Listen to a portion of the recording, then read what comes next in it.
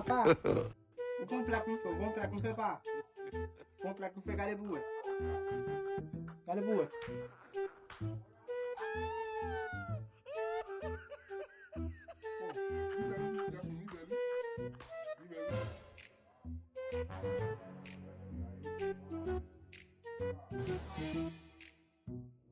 Gade nou, konya ou gen kob, diye chen, ou gen kob. Wad fè plak foto gen kob. Ou ta fè yon pou moun tou? Ou ta fè yon pou moun? Figou. Allez kob la mwen fèl pou nou, allez kob la mwen fèl pou nou. Allez kob la mwen fèl pou nou. De ou allez kob la, par exemple, mwen fèl pou, diye chen. Mwen fèl pou, allez kob la pou bon.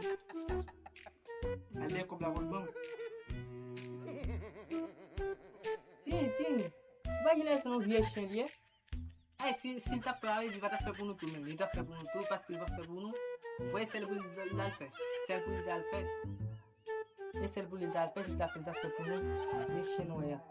E salye ou, e salye.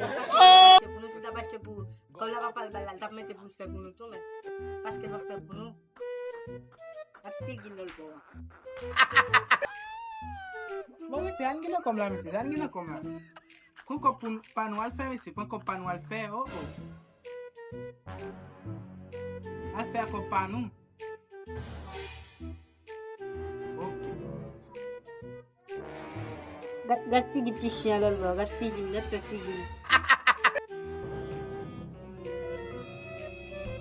E bon, ti mi, e bon, mwen.